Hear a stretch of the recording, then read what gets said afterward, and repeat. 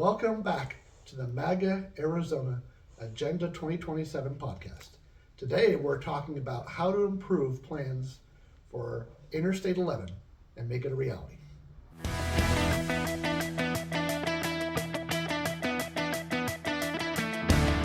Phoenix, Arizona and Las Vegas, Nevada are the two largest cities, metropolitan areas in the country that are close together but have no interstate between them.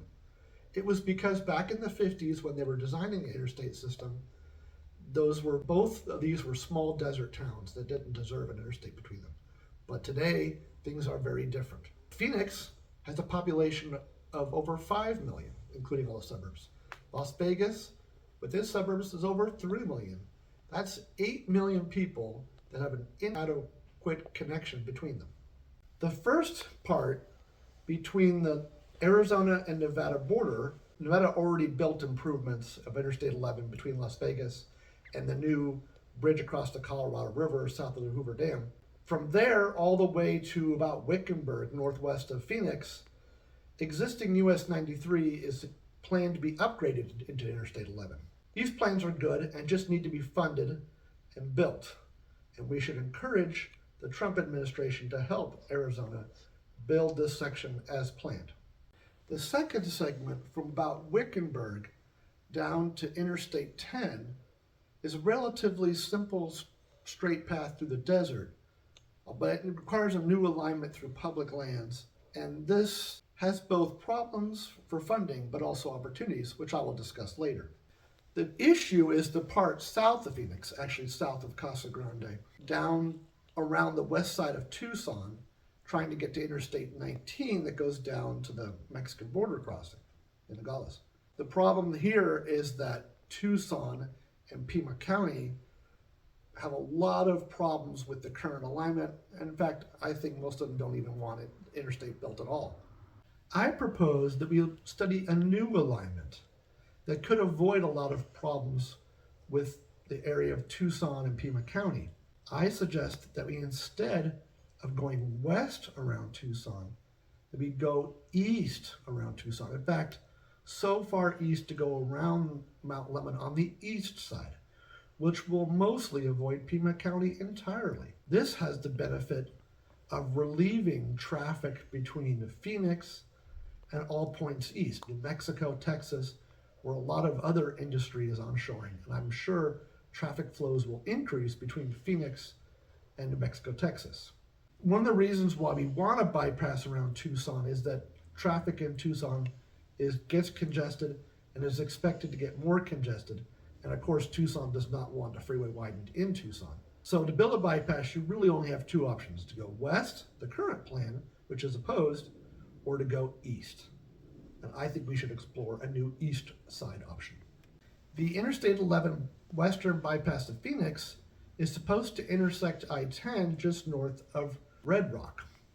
We would continue that east all the way around the northeast side of San Manuel and then down to I-10 again, just west of the town of Benson. So the next part to be studied is a new way between I-10 and the Mexican border, but avoiding Pima County. Again, we would go east of Pima County, starting from I-10 west of Benson, go south between Sierra Vista and Tombstone, and then finally cross the Mexican border west of Naco. Another alternative alignment that could also be studied is to go east of Tombstone, but west of Douglas. Mexico would be responsible for building the section from the border crossing down to Mexican National Highway 2 to connect to their national highway system. The current problem with Interstate 11 is it has no funding. Traditional funding methods are unlikely to be raised to meet the need to fund it, such as a gas tax or sales tax. That's unpopular in Arizona. A second method that has been used by many other states in this situation could be used. It is making Interstate 11 a toll road. However, many Arizonans are also against toll roads.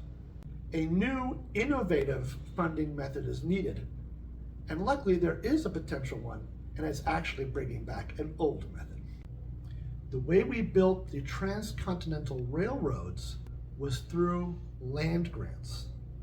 The government gave land to the railroads to subsidize, encourage, facilitate the construction of the transcontinental railroads, including through Arizona. The Pacific Railroad Act of 1862 laid out the conditions and rules for this, and we can learn from them today. Section 2 of the Act gave the railroads public lands for their right-of-way of the railroad of 100 feet on either side of the track. Section 3 also gave the railroad companies 10 square miles of public land for every mile of track they laid, and the exception of rivers, canals, and other public waterways. I'm proposing the new Interstate 11 Highway Act of 2027. This will be on the design, build, operate, transfer model for highway construction. This model works where a private company designs, builds, and operates the facility with a concession for, say, 20 to 40 years, funded by their own funding, their own private loans. But at the end of the concession time period, they turn it over to the state. First, they would get the full 300-foot right-of-way for the entire length of the corridor. They get an additional 1 to say even maybe 5 miles of land on each side, probably less in the middle of the highway section through a remote area, and probably more around interchanges that tie into existing roadways. The exception would be when it crosses through private land, railroad right-of-way, public road right-of-way, canal right-of-way, river right-of-way. In those areas, they would only get the 300-foot for their road, and even that might be shared, like when it crosses an interstate. The alignment should try to avoid private land, but if private land needs to be crossed, then of course the state would use eminent domain, pay the landowner a fair price for the land, and would only take the minimum amount needed for the right-of-way of the facility. The land for this freeway, Interstate 11, would be mostly public land, including federal land, mostly Bureau of Land Management, known as BLM, and Arizona state lands from the Arizona State Lands Department. The private road builder and developer would make money to pay for building the freeway off of developing and leasing out or selling to developers the land, with the increase in value to the land with having improved transportation infrastructure. So basically, the concessionaire gets the free empty land in the middle of nowhere desert, builds a freeway with interchanges, that land becomes more valuable, they resell it to new developers to build industry, housing, whatever, and that profit from the increase in the value, the concessionaire who builds the freeway can sell the land around the interchanges that is much more valuable as land around a new freeway interchange than it is in the middle of nowhere empty desert, and use that gain in value, that profit, to pay back the construction loans for building the freeway. In order to make this practically work, the concessionaire would need to be granted by Arizona and federal law permission to develop this property that would pay back the freeway construction costs. And therefore, there has to be minimal interference from local governments. There has to be full cooperation from utilities. Of course, these developers would need access to water. The project would be broken up into several segments that could be put out to bid for competition by different builders in different areas, maybe at different times. These segments would include the first part of new alignment Interstate 11 would be 1, US 93 north of Wickenburg down to I-10 west of Buckeye. Segment 2 from US 85 north of the Big State Prison Complex down to Interstate 8 just southwest of Casa Grande. Then segment 3, I-8 south of Casa Grande down to I-10 north of Red Rock. Segment 4 is the new alignment between I-10 north of Red Rock and I-10 west of Benson. The fifth segment is I-10 west of Benson down to 92 west of Naco. And finally, there's segment 6, which is from 92 west of Naco down to the Mexican border.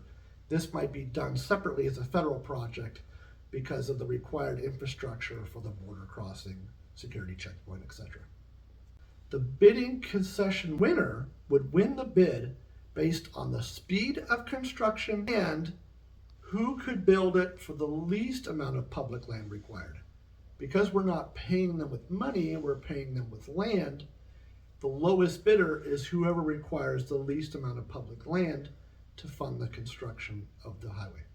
This innovative procurement method for building new state highways, which is really bringing back an old method, can be used for several other highways, new freeways to be built in the state, that also cross public land.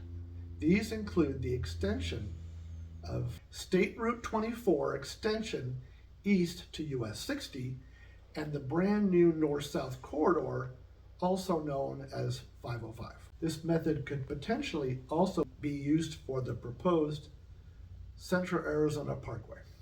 Thank you for watching this episode on Interstate 11. Please like and subscribe and follow for future episodes on other topics.